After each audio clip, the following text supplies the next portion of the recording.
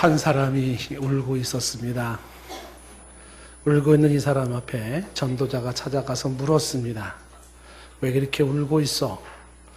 이 사람이 대답을 합니다.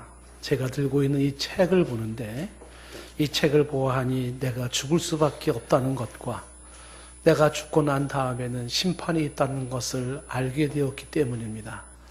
나는 죽고 싶지 않고 또 죽은 이후에 심판을 받을 용기도 없습니다. 그래서 울고 있습니다. 라고 설명을 합니다. 전도자가 말합니다. 저기 보입니까? 저기 불빛 보이죠? 그쪽으로 가면 좁은 문이 있는데 그 문으로 가십시오. 그러면 그곳에 당신을 안내할 사람이 있을 겁니다. 살 수 있는 길이 있습니다. 라고 소개를 합니다. 이 사람은 멸망의 도시라는 그 도시에 살고 있는데 가서 아이와 부인에게 이야기하고 나 살아야 되겠으니 저 불빛이 있는 좁은 문으로 가겠다고 이야기를 합니다. 아내도 말리고 자식도 말립니다. 하지만 살아야 한다는 한 가지 일념 속에 생명을 외치면서 그렇게 길을 떠납니다. 멸망의 도시를 떠나는 그는 커다란 보짐을 등에 지고 있는데 그 짐은 뗄래야 뗄 수 없는 짐입니다. 이제 한 순례자가 되어져서 걸어가는 그 걸음걸음이 힘겹기만 합니다. 특히 등에 지고 있는 짐이 무겁게 자기를 누르고 있는데 몇 번이고 그 짐을 벗어버리려고 해도 벗어지지가 않는 겁니다. 떨어지지 않는 그 짐을 지고 투벅투벅 생명의 그 길을 찾아 순례자의 길을 떠나갑니다. 그러던 이 사람이 자기 눈앞에 하나의 십자가 형상이 탁 보여지기 시작한 거예요. 그때 십자가를 바라보는 그 순간에 이게 웬일입니까? 거짓말같이 자기의 몸을 꽉 누르고 있었던 등허리에 무거운 짐이 뚝 떨어져 나가는 겁니다. 거짓말같이 떨어져 나가는 그 감동 앞에서 십자가 앞에 걸음을 뛰지 못하고 이 사람은 눈물을 흘리기 시작합니다. 걸어가는 그 과정 속에서 이 사람은 고집이라는 사람도 만나고 변덕장이라는 사람도 만납니다. 도덕이라는 마을을 지나기도 하고 혹은 도움이라는 사람의 도움을 받기도 합니다. 현자를 만나서 이야기를 나누기도 하고 천박이라는 사람을 만나서 또 그 사람을 권면하고 게으름이라는 사람을 만나서 권면하는데 듣지를 않습니다. 거만이라는 사람도 만나고 허례라는 사람도 만나고 위선이라는 사람도 만나고 겁쟁이라는 사람도 만나고 의심쟁이도 만납니다. 그러나 그 모든 과정 속에서 이제 자신의 십자가 앞에서 짐이 내려진 그 가벼운 모습으로 또한 믿음이라는 동역자를 친구를 만나서 계속 앞뒤로 나아갑니다. 여러분들이 짐작을 하셨겠지만 이 내용은 1676년도 존 버년이 쓴 철로 역정의 한 부분의 이야기입니다. 세계적인 명작이기도 하고 아직도 이 책을 제대로 정독을 안 해보신 분이 있다면 꼭 한번 읽어보기를 권면을 합니다. 이 글을 쓴 이 존 버년은 청교도인입니다. 이 청교도들이 종교개혁 이후에 그들이 강조하고 있었던 것이 바로 이 부분입니다. 십자가 앞에서 너희 짐을 내려놓아라. 십자가에 대한 이 경험을 강조하는 것이 청교도의 외침이었습니다.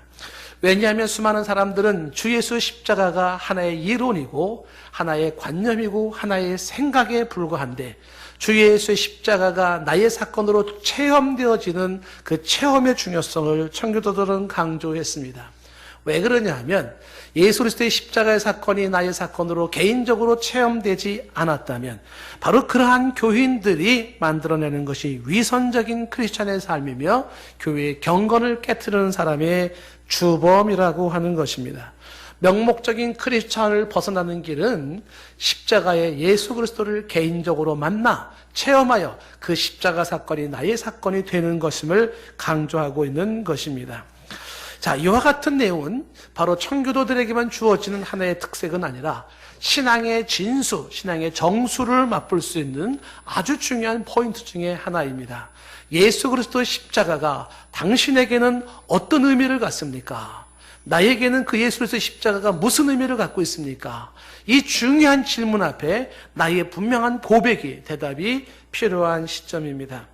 오늘 말씀 2장 1절 말씀에 사도 바울은 말합니다. 형제들아 내가 너희에게 나아가 하나님의 증거를 전할 때에 말과 제의 아름다운 것으로 아니하였다라고 말합니다. 지금 이 형제들아라고 하는 것은 고린도 교회 성도들을 말하고 있습니다. 이 고린도 교회 성도들은 앞부분에도 말했지만 죄악의 도시에 세워져 있는 거룩한 교회, 하나님의 교회, 고린도 교회입니다. 죄악의 도시에 거룩한 교회라. 그런데 이 고린도 교회가 예수 십자가 사건을 놓치기 시작하면서 인간적인 목소리가 높아지기 시작했어요. 겉으로는 세례 문제를 이야기하지만 이면적으로는 다분히 인간적인 자기 주장, 자기 입장 속에서 네 파로 나누어져 교회가 당파로 싸웠던 그런 교회입니다. 주 예수의 십자가가 헛되이 여기고 있었던 것을 안타깝게 여겼습니다. 사람들의 관심사는 기적에 있었고 사람들의 관심사는 지혜에 있었습니다. 십자가의 도를 무시하고 있어요. 그런데 부르심을 입은 자들, 구원을 입은 자들에게는 이 십자가의 사건은 하나님의 능력이며 하나님의 지혜인 것을 강조하면서 다시 한번 십자가 앞으로 나와 헤쳐 모여야 할 것을 강조했습니다. 자, 이 십자가 사건을 이야기하면서 다시 한번 오늘 2장 1절에 형제들아 라고 말하면서 바울이 설명을 하기 시작합니다. 내가 너희에게 나아가 라고 하는 이것은 정확하게 표현하면 사도 바울이 2차 전도 여행 고린도에서 목회했던 2년간의 기간을 말합니다. 성경의 배경은 사도행전 18장 1절부터 17절까지 내용이고 연대로 말한다면 AD 50년에서 52년까지 1년 6개월 기간을 말합니다. 그 기간 동안에 내가 너희에게 나아가 목회할 때에 하나님의 증거를 전했다고 말을 하는데 이 증거라는 다른 사본이 미스테리를 전했대요. 하나님의 미스테리, 증거가. 그 미스테리는 신비예요. 하나님의 신비를 너에게 전했다. 이런 번역이 있습니다. 하나님의 증거이든 하나님의 신비이든 요지는 하나입니다. 그 증거와 신비가 뭐겠습니까? 예수 그리스도입니다. 십자가 달리신 예수 그리스도예요. 그것을 전할 때에 말과 지혜의 아름다운 것으로 아니했다고 이야기를 하는 것입니다. 말로 하지 않았다라고 하는 것은 어떤 웅변술에 기대지 않았다라는 것이죠. 유창한 언어적 기술에 의존하지 않았다. 설득력 있는, 논리력 있는 모습에 의존하지 않았다라고 하는 이야기입니다. 언어적인 스킬로 내가 너희들에게 이걸 전하지 않았다라는 이야기를 합니다. 지혜의 아름다움으로 하지 않았다라고 하는 것은 심오한 어떤 사상으로 너희에게 전하려고 하지 않았다라는 이야기입니다. 말로써 혹은 지혜의 아름다운 것으로 하지 않았다. 그럼 무엇으로 했을까요? 말보다 더 중요한 것, 지혜의 아름다운 것보다 더 중요한 게 있습니다. 그것으로 너희에게 전했다는 거죠. 그게 뭘까요? 2절 말씀입니다. 2절에 보면 거기 왜냐하면이라는 말이 2절 앞에 빠져 있는데 원래가 그런 말이 들어있습니다. 왜냐하면. 그러니까 1절에 내가 말과 지혜로 하지 아니한 그 이유는 왜냐하면 너희 중에서 예수 그리스도와 그의 십자가에 못 박히신 것 외에는 아무것도 알지 아니하기로 작정하였기 때문이다 하는 거죠. 사도 바울이 포커스를 두고 있고 초점을 두고 있는 것은 무엇이냐면 예수 그리스도와 그의 십자가입니다. 공동번역 성경에는 이거를 이렇게 번역을 해놨습니다.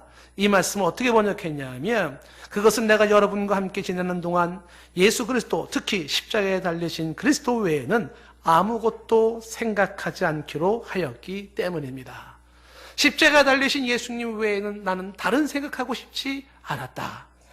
내가 집중하고 싶었던 것은 예수 그리스도의 십자가였다. 내가 너에게 전하고 싶었던 것은 예수 그리스도 십자가였다. 내가 너희들을 초대하고 싶었던 곳은 예수 그리스도의 십자가 앞이었다. 우리 가운데 중심으로 세워놓고 싶었던 것은 예수 그리스도의 십자가였다. 예수 그리스도의 십자가를 말합니다. 왜냐하면 그 십자가에 생명이 있기 때문에 그런 거예요. 생명은 다른 곳에 없습니다. 생명은 유창한 웅변에 있지 아니하고 생명은 언어적 스킬과 언어적 유익에 있지 않았습니다. 생명은 심오한 철학에 있지 않았습니다. 생명은 사상이나 학문이나 이론에 있지 않았습니다. 생명은 갈보리산 위에 보혈을 흘리신 주 예수 십자가의 사건, 거기에 생명이 있기 때문입니다. 그래서 내가 말로 하지 아니하고 지혜의 아름다운 것으로 하지 아니한 것은 바로 오직 예수 그리스도의 그 십자가에 못 박히신 것, 그것만을 나는 알고 싶었고 그것만을 말하고 싶었다는 겁니다. 이렇게까지 사도 바울이 말하는 데는 이유가 있었죠. 왜냐하면 본인 자신이 바로 그 십자가에 달리신 예수님을 통하여 인생이 변화됐기 때문입니다. 사도 바울의 인생에 바뀐 것은 철학으로 바뀐 것도 아니었고, 그의 인생에 바뀐 것은 웅변으로 바뀐 것도 아니었고, 어떤 지혜나 어떤 언어적 유희에 의해서 바뀐 것이 아니었습니다. 단순한 어떤 감정에 도취된 분위기에 의해서 바뀐 것도 아니었습니다. 사도 바울의 인생이 달라지고 그의 속에, 영혼 속에 생명이 약동할 수 있었던 것은 정확하게 십자가에 달리신 예수 그리스도를 내 마음속에 내가 개인적으로 만나면서 형성된 것이었습니다. 다메섹 도성에서 예수를 만나고 사도 바울은 주 예수의 십자가의 죽으심과 부활의 의미가 확 열렸던 사람입니다. 그 예수 그리스도를 만나면서 그동안에 자신이 알고 있었던 모든 것들이 정말 기가 막히게 난해했던, 실타래 같았던 모든 문제들이, 퍼즐들이 쫙 맞춰지기 시작했던 것이었습니다. 예수 그리스도의 십자가에 눈을 열려는 그 순간에, 그래서 구약의 이사야가 희생양, 어린 양, 바로 그 이야기를 했었구나. 이게 맞춰지기 시작하는 거야. 그래서 나무에 달린 자마다 저주를 받았다는 이야기가 나온 거였었구나. 그래서 모세는 피 흘림으로 사함을 받는 얘기를 그래서 했던 것이었구나. 와닿기 시작하는 거죠. 솔로몬 성전의, 예루살렘 성전의 의미가 바로 이거였구나. 다윗의 등불이 꺼지지 않는다는 게 바로 이거였구나. 모든 이야기들이 주 예수 십자가 사건 앞에서 쫙 맞춰지기 시작했던 것입니다. 인간이 가지고 있던 번민과 방황과 인생의 모순과 인간의 범죄와 고통과 슬픔과 눈물, 그리고 이 해결되지 않은 죄의 문제와 영원한 인류를 정복하고 있었던 이 죽음의 문제까지도 십자가 주 예수 그리스도 앞에서 해결되는 이 비밀을 본 겁니다. 그래서 주 예수 십자가를 말하고 싶었던 것입니다. 인류의 영원한 숙제를 푸는 이 해결책이고, 구약 성경에서 수천 년 동안 말해왔었던 이 모든 집중된 이야기, 주 예수 그리스도의 십자가를 통한 구원의 역사, 여기에 눈이 열린 사람은 이것만을 강조하고 싶은 마음이 강해질 수밖에 없습니다. 사도 바울만이 아니죠. 일전에 소개했던 블론즈 파스칼이 이 예수 그리스도의 십자가 사건을 경험하고 그는 옷소매에다가 평생에 양피지에 글을 써서 붙이고 다녔어요. 오 이 기쁨, 오 이 환희, 오 이 기쁨, 오 이 환희, 예수, 예수, 나의 주 그리스도. 그게 파스칼이 외치며 살았던 모습이에요. 수많은 사람들이 존 버년뿐만 아니라 파스칼뿐만 아니라 인류 역사의 수많은 사람들이 주 예수 그리스도의 십자가를 체험을 통하여서, 그 사건을 통하여서 바로 인류의 숙제가 해결되어지고 영혼의 숙제가 해결되어지는 것을 경험했는데, 이 어마어마한 발견은 어떤 철학으로 피할 수가 없고, 어떤 웅변으로 피할 수가 없으며, 어떤 지혜로 피할 수가 없다는 사실입니다. 여러분에게도 열리는, 눈이 열리는 은혜가 있기를 축복합니다. 오늘 말씀 3절 말씀에 바울은 자신의 인간적인 연약함을 솔직하게 고백을 하는데, 3절에 이렇게 말합니다. 내가 너희 가운데 거할 때에, 이것은 좀 전에 이야기한 것처럼 고린도에서 목회할 때를 말합니다. 그때, 내가 너희 가운데 거할 그때에 바울은 고백하기를 자신은 약했고 두려웠고 심히 떨었다는 고백을 합니다. 자신의 삶이 그런 인생이었음을 고백을 하고 있는 것입니다. 약했다는 것은 육체적인 약함이기도 하죠. 이 사도 바울엔 눈병이 있었고 간질병이 있었습니다. 자기 몸에 가시예요. 늘 자기를 찌릅니다. 쓰러지고 보지 못하고 눈에서 고름이 나고 있었던 이 연약한 모습이에요. 왜소하고 나약했던 육체의 연약함도 있지만, 그러나 그 약했다라는 것은 단순한 육체적인 약함만은 아니에요. 마음도 약했다는 거예요. 바울의 마음이 약했다는 것입니다. 고린도 사람들을 대하는 것이 만만치가 않아요. 그 사람들의 음란한 생활과 막가파식의 그런 모습들 속에서 사도 바울은 마음이 약했습니다. 가슴이 뛴 거예요. 쿵탕쿵탕 뛴 겁니다. 아덴처럼 또 이 사역에 실패하면 어떡할까? 그런 것도 들어오는 거지. 핍박자들이, 회방자들이, 조롱하는 자들이, 공격하는 자들이 자기를 향해서 오는 그런 모든 중압감에 그는 약했었다고 그렇게 얘기를 해요. 그 약함은 이어서 두려웠다고 얘기를 합니다. 상황이 두려웠었다, 무서웠었다는 것이에요. 사람이 무서웠어요. 여러분들도 사람이 무섭지 않습니까? 그럴 수 있습니다. 사람이 무서워요. 그래서 사람 앞에 서는 것이 쉽지가 않습니다. 사람이 두려워요. 사람 앞에만 서면 입이 얼어붙어요. 말이 떨어지지 않아요. 머리가 하얗게 되고 뭔 생각을 하고 무슨 말을 해야 할지 알지 못하는 그런 모습이에요. 사람이 무서워요. 뿐만 아니라 주어진 사명을 생각하면 또한 무섭고 두려움에 떱니다. 이 사명 감당할까? 내게 주어진 직분 감당할 수 있을까? 이것이 정말 내가 할 수 있는 일일까? 두려워지는 것입니다. 어쩌면 그 사역 때문에 잠도 못 잤을지 몰라요. 어떻게 해야 하나? 한 고민했을 겁니다. 교회에서 직분을 맡기면 많은 사람들이 못해요, 안 해요 하는 얘기 많이 하지 않습니까? 그 직분이 뭐 대단한 헌신을 요구하는 거 아니에요. 그렇지만 직분 자체가 주는 부담감이 있는 거야. 타이틀이 주는 부담감. 그런 것 때문에 못한다고 말을 하는 거죠. 사도 바울이 그와 같은 것입니다. 두려웠습니다. 어떻게 감당하나? 내게는 이것이 주어졌는데 어떻게 감당해야 되나? 그런 생각이 있었다는 것입니다. 그의 두려움은 사람이나 미션, 사명에 대한 두려움만은 아니었겠죠. 상황에 대한 두려움도 있을 것입니다. 뭔가 일을 하려고 하면은요, 왜 그렇게 현실이 나를 안 받쳐주는지 몰라요. 왜 그렇게 조건들이 내 편이 아닌지 몰라요.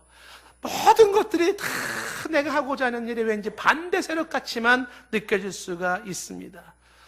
상황과 환경이 왜 이렇게 나를 못 받쳐주는지 싸워야 할 것도 많고, 치워야 할 것도 많고, 헤쳐나가야 할 것도 많고, 다리도 놔야 되고, 길도 닦아야 되고, 집도 세워야 되고, 성도 세워야 되고, 마치 저 사막이나 밀림 속에 던져져 있는 하나의 개척자와 같아요. 그러니 그런 상황 속에서 어찌 떨리지 않았겠는가? 이 약하고 두려움이 심히 떨었다. 심히 떨었어요. 적당히 떤 게 아니라 심히 몹시도 떨었다는 겁니다. 다리가 후들후들 거렸다는 거예요. 몸이 덜덜덜 떨렸다는 것입니다. 여러분들은 이런 얘기를 들으면서 아니, 이 얘기가 지금 천하의 바울이 말한 게 맞아? 이런 질문이 될 겁니다. 네, 대사도인 바울의 고백이에요. 사도 바울은 초인적인 힘을 가지고 있었던 슈퍼맨이 아니었습니다. 여리고 여린 한 인간에 불과했습니다. 약했고 두려웠고 떨었습니다. 그래서 힘들 땐 힘들어해야 했고, 무서울 때는 무서워해야 했고, 그리고 울어야 할 때는 엉엉 울어야 했었고, 고민할 때는 아주 심각하게 고민해야 했었던 평범한 한 인간이었던 것이에요. 이 사도 바울의 모습은 사도 바울에게만 주어진 모습이 아닙니다. 상한 감정에 추월하는 책을 썼던 데이비드 시멘즈가 지적하면서 강조하는 것처럼 겟세마네 동산의 예수 그리스도의 모습이 바로 이와 같은 모습이기도 합니다. 예수님의 모습은 마태복음 26장 36절에 제자들을 데리고서 겟세마네라는 곳에 이르러 제자들에게 말을 하죠. 내가 저기 가서 기도할 동안에 너는 여기 앉아 있으라 라고 이야기하면서 이어지는 37절에 지금 베드로와 세베대의 두 아들을 데리고 가시는데 주님의 모습을 이렇게 묘사했어요. 가실새 고민하고 슬퍼하사. 아니, 예수님도 고민을 하세요? 고민했어요. 아니, 예수님도 슬펐어요? 슬펐어요. 그런데 이 고민과 슬픔이 어느 정도였냐면 이어지는 38절 말씀에 보면 예수님이 이렇게 말을 합니다. 내 마음이 매우 고민하여 죽게 되었으니. 고민이 심각했던 것입니다. 예수님의 고민이 심각해요. 죽을 지경이었습니다. 그것이 예수님의 모습이었습니다. 사람들로 하여금 나와 함께 깨어있으라 부탁을 하고 이어지는 39절의 말을 하죠. 조금 나가서 얼굴을 땅에 대십니다. 그리고 주께 하나님께 기도하죠. 내 아버지요, 너무 고민이 크고 너무 슬픔이 큰데 만약 할 수만 있다면 이 고난의 잔을 내게서 지나가게 하옵소서. 나 이거 피하고 싶어요. 나 이거 건너가고 싶어요. 하지만 내 원대로는 하지 마시고 아버지 원대로 하십시오. 라고 고백을 하는 것입니다. 인간적인 연약한 모습을 가지고 있었던 예수님의 모습이나 사도 바울의 모습인 것입니다.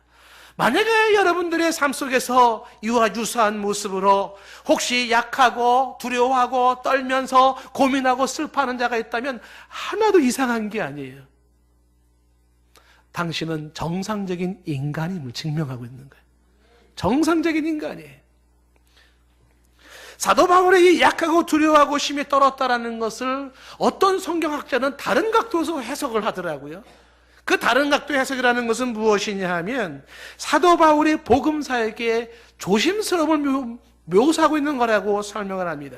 무슨 얘기냐면 자신의 철학이나 자신의 지혜나 자신의 사변을 말하면서 행여라도 주 예수 그리스도의 십자가가 가려지면 어떡하나 그 조심스러움이 약하고 두려웠고 떨었던 것으로 설명한다는 해석도 합니다. 이후에 어떻든 오늘 사도 바울의 모습은 자신은 약했다고, 자신은 두려웠다고, 자신은 심히 떨었다고 고백을 하고 있습니다. 인간의 실존이고 나약한 자신의 모습, 인간의 한계인 것을 말해주고 있습니다. 그래서 어떻게 했을까요? 그래서 이어지는 4절 말씀에 이렇게 말을 하는 겁니다. 내 말과 내 전도함이 설득력 있는 지혜의 말로 하지 아니하고 다만 성령의 나타나심과 능력으로 하여 라고 말을 합니다. 두렵고 떨리는 상황 속에서 자신이 의지할 수 있는 것은 무엇일까요? 설득력 있는 지혜일까요?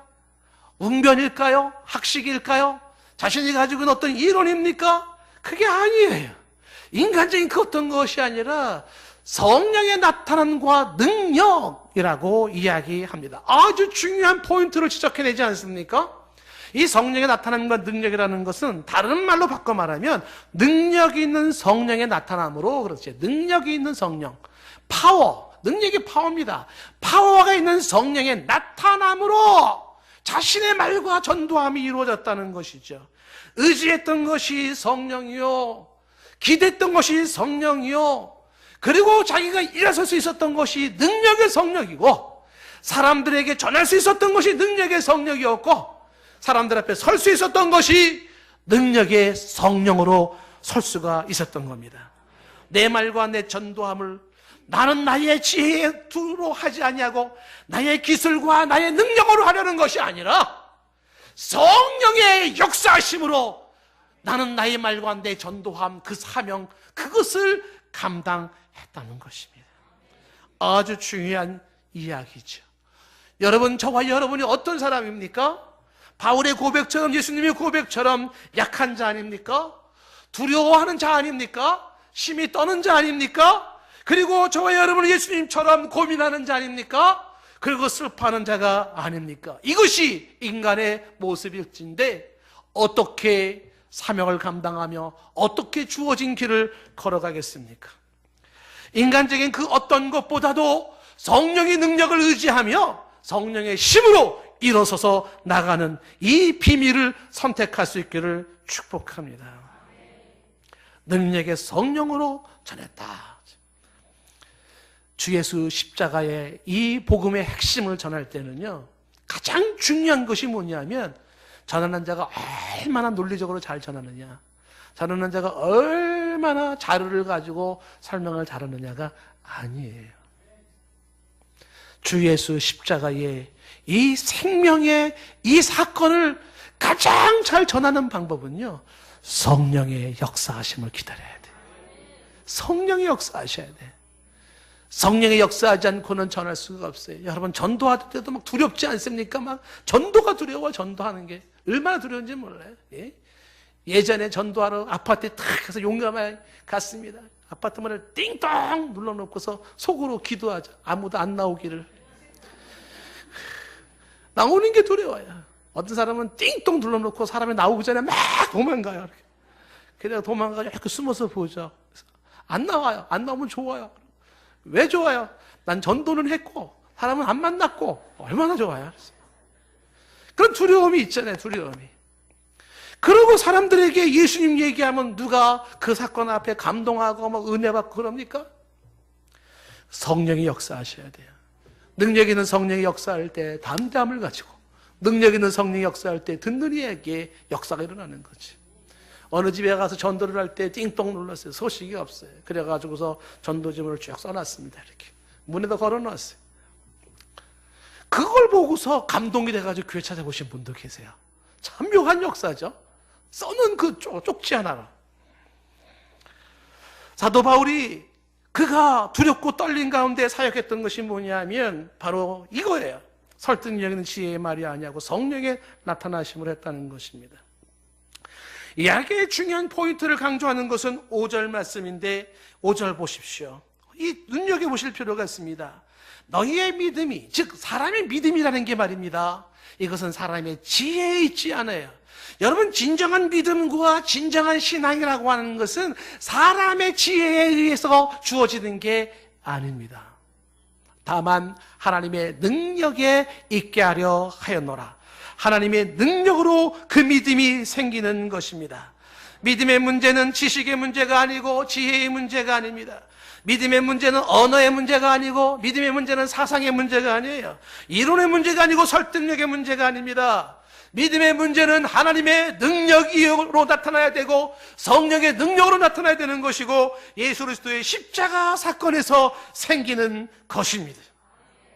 저와 여러분이 이 시간 돌아봐야 할 것이 있습니다. 나의 믿음은 어디에 세워진 믿음인가? 어떤 말에 감화되었습니까? 혹은 어떠한 사상에 감화되었습니까? 진정한 믿음은 주 예수 십자가 사건 그 위에서 싹 트는 믿음이에요. 그것은 성령의 능력으로, 하나님의 능력으로 주어지는 것입니다. 주 예수 그리스도의 십자가 사건, 그 사건에서 나의 믿음이 세워지기를 축복합니다. 십자가에 달리신 예수 그리스도가 나와 긴밀한 관계를 형성할 필요가 있다는 것입니다. 개인적으로, 인격적으로 주 예수의 십자가 사건이 나의 사건으로 하나된 만남과 체험이 필요합니다. 어떤 인간적인 방법으로 우리는 이 생명의 복음, 생명의 이 사건이 이루어지지 않습니다. 수많은 사람들이 인위적인 방법에 치우쳐 있지 않습니까? 그 함정에 빠지면 안 됩니다. 모방으로 이루어질 수 있는 것이 아니고 단순한 감정의 도취로 이루어질 수 있는 것이 아니고 어떤 분위기에 휩싸여서 이루어질 수 있는 것이 아닙니다. 가장 진솔하고 가장 겸손한 모습으로 오직 순수한 십자가에 달리신 갈보리산에 피 흘리시는 예수 그리스도를 믿음으로 말미암아 형성된 신앙이 진짜 백이입니다. 이 자리에 참석하신 여러분들을 격려하고 싶습니다. 유사 크리스찬에 빠지지 마십시오. 크리스찬 흉내내기에 빠지지 마십시오. 크리스찬이라는 가면을 벗으십시오. 크리스찬이라는 연기에 익숙해 있지 마십시오. 얼마나 많은 사람들이 이것이 자신의 신앙이요 크리스찬이라고 착각하고 있는지 모릅니다. 아니에요. 껍데기입니다.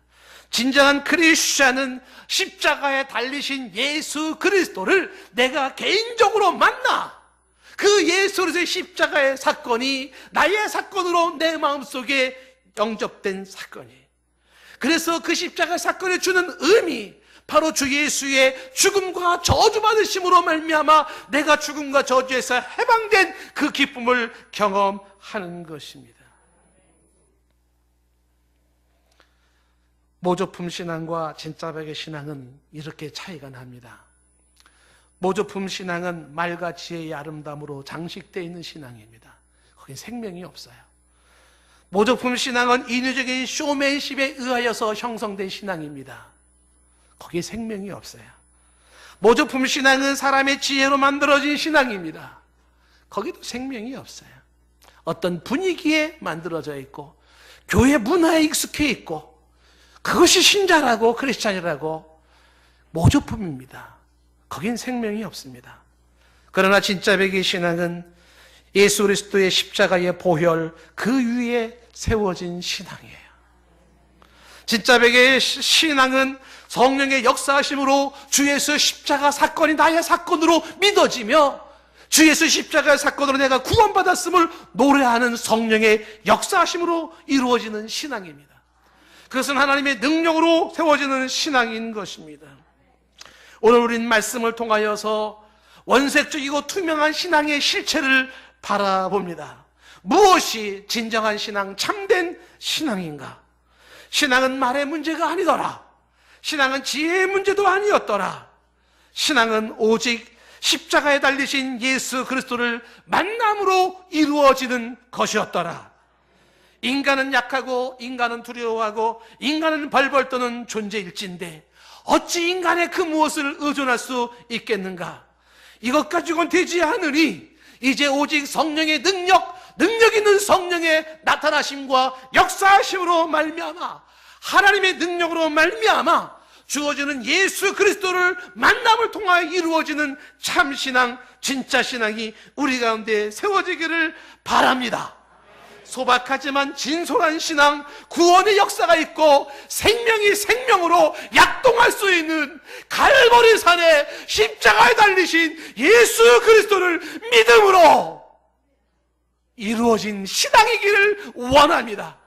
사람 눈치 보고 분위기 따라서 쇼하지 마십시오. 찬양할 때, 기도할 때, 예배 드릴 때, 세상 살아갈 때 쇼하지 마십시오. 이 모습 이대로 가장 진솔한 모습으로 십자가를 붙잡고 있는 사람이 나요. 예수 십자가에 보혈 의지한 사람이 바로 나요. 이 모습으로 기도하시고 이 모습으로 찬양하시고 이 모습으로 크리스찬의 삶을 사십시오. 넘어지고 쓰러지고 실수해도 괜찮습니다. 내 안에 예수 십자가가 나의 의요, 내 안에 예수 십자가가 나의 거룩이요, 내 안에 예수 그리스도가 나의 생명이며 지혜이며 나의 구원입니다. 십자가 예수가 없이는 나는 아무것도 아닙니다. 이 신앙이 우리의 신앙이기를 원합니다. 말씀을 생각하시면서 찬양을 하나 드리기를 원하는데, 이 찬양의 제목이 험한 십자가 능력 있나라는 찬양입니다. 윌리엄 제이 게이터라고 하는 유명한 사람이 만든 찬양인데, 이 험한 십자가라는 이 단어가 찬송가도 나옵니다만 영문이 참 감동적입니다. 이 험한 십자가라는 영문의 의미가 뭐냐면 오래되고 낡아 빠진 십자가를 말해요. 누더기 십자가, 누더기 십자가. 오래되었고 누더기로 되어 있는 죄인의 형틀의 그 십자가인데 그 십자가를 사랑해요. 그 십자가를 붙잡아요. 왜 이렇게 그 십자가에 사무치냐 하면 거기에서 내 삶이 달라졌기 때문에 그렇다는 거예요. 이를 경험한 사람의 고백인 것입니다. 한번 같이 찬양하며 나가겠습니다. 찬양을 모르시는 분들은 그냥 말씀을 묵상하시면서 기도로 나가셔도 좋고요. 아시는 분들의 찬양하면 좋겠습니다. 목적도 없이 나는 방황했네. 목적도 없이 나는 방황했네. 소망도 없이 살았네. 그때에 못 잡은 그 손길 나에게 생명 주셨네. 험한 십자가에 능력 있네. 거기서 나의 삶이 변했네. 찬양하리 주 이름 영원히. 주의 십자가 능력 있네. 나는 믿네 갈보리 언덕 십자가. 나는 믿네 그 누가 뭐라 해도 이 세상 다 지나고 끝날이 와도 험한 십자가 붙들게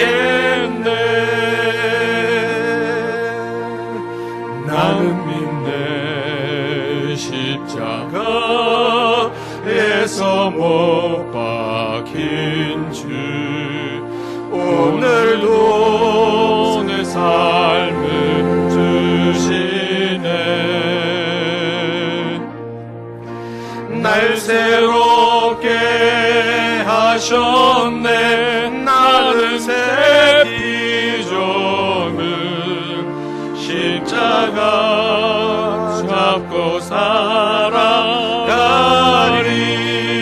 나는 믿네. 나는 믿네. 갈보리 언덕 십자가. 나는 믿네. 그 누가 뭐라 해도 이 세상 다 지나고 끝날이 와도 험한 십자가 붙들겠네. 한 번 더 목적도 없이 나는 방황했네. 소망도 없이 소망도 없이 살았네. 그때에 못작은 나그 손이 나에게 생명명 주셨네. 험한 십자가에 능력 있네. 거기서 나의 삶이 변했네. 거기서 나의 삶이 변했네. 찬양하리 주 이름 영원히. 주의 십자가 능력인데.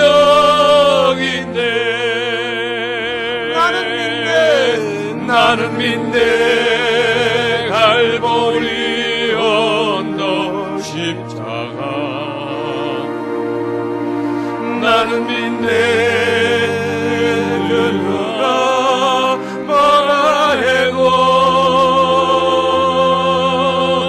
이 세상 다 지나고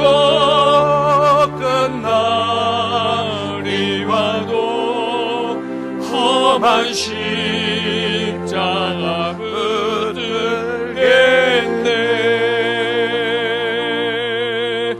나는 믿네. 갈보리 언덕 십자가. 나는 믿네. 그 누가 뭐라 해도 이 세상 다 지나고 이 세상 다 지나고 끝날이 와도 험한 십자가 붙들겠네. 험한 십자가 붙들겠네.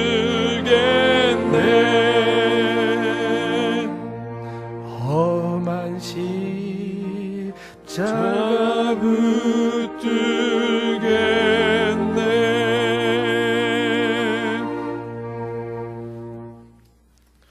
형제들아, 내가 너에게 나아가 하나님의 증거를 전할 때에 말과 지혜의 아름다운 것으로 아니하였나니 내가 너희 중에서 예수 그리스도와 그가 십자가에 못 박히신 것 외에는 아무것도 알지 아니하기로 작정하였음이라.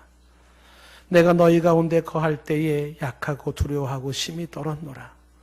내 말과 내 전도함이 설득력 있는 지혜의 말로 하지 아니하고 다만 성령의 나타나심과 능력으로 하여 너희 믿음이 사람의 지혜에 있지 아니하고 다만 하나님의 능력에 있게 하려 하였노라. 예수님의 이름으로 기도드리옵나이다. 아멘.